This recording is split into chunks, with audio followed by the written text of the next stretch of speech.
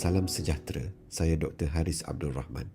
Hari ini saya ingin terangkan satu perkara asas tetapi sangat penting tentang darah kita.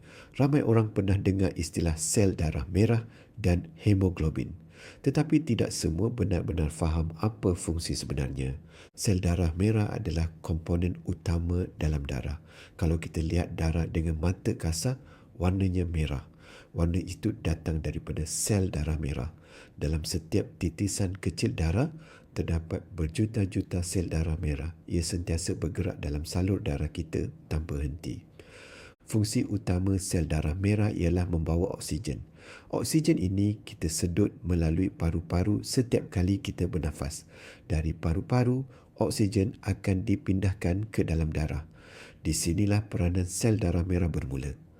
Sel darah merah membawa oksigen itu ke seluruh badan, ke otak, ke jantung, ke otot, ke buah pinggang, ke setiap organ.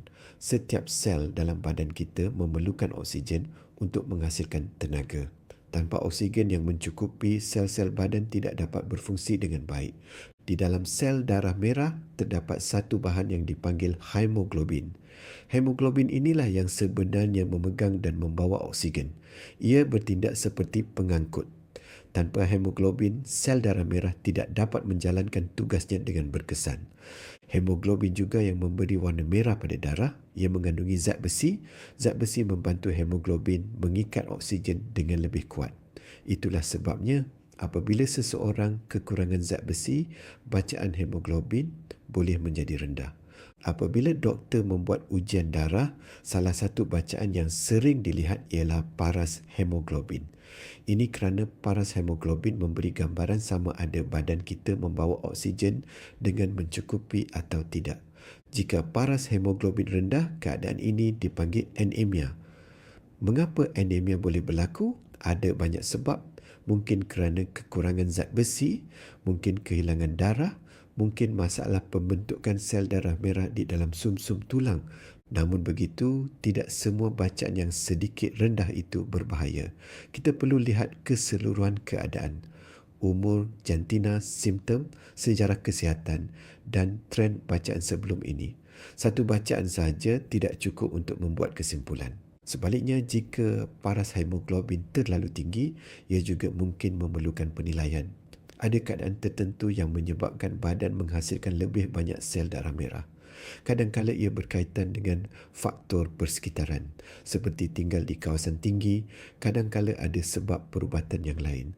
Apa yang penting ialah memahami bahawa sel darah merah dan hemoglobin bekerja setiap saat untuk memastikan badan kita mendapat bekalan oksigen yang mencukupi. Apabila bekalan oksigen cukup, kita bertenaga. Otak dapat berfikir dengan jelas. Otot dapat bergerak dengan baik. Jika bekalan oksigen kurang, seseorang mungkin berasa cepat letih, mudah mengah atau kurang fokus. Tetapi simptom ini juga tidak spesifik. Banyak perkara lain boleh menyebabkan gejala yang sama. Jadi penilaian menyeluruh adalah penting. Sel darah merah mempunyai jangka hayat sekitar 120 hari. Selepas itu, ia akan digantikan dengan sel yang baharu. Sumsum tulang sentiasa menghasilkan sel darah merah setiap hari. Proses ini berlaku secara automatik dan seimbang. Untuk memastikan proses ini berjalan dengan baik, badan memerlukan nutrien yang mencukupi. Zat besi, vitamin B12, asid folik dan protein semuanya memainkan peranan. Pemakanan seimbang membantu menyokong pembentukan sel darah merah yang sihat. Jadi apabila kita bercakap tentang sel darah merah dan hemoglobin, sebenarnya kita sedang bercakap tentang sistem penghantaran oksigen dalam badan. Ia asas kepada kehidupan. Setiap nafas yang kita ambil bergantung kepada sistem ini. Semoga penerangan ini membantu anda memahami fungsi sebenar sel darah merah dan kepentingan hemoglobin dalam kehidupan seharian kita.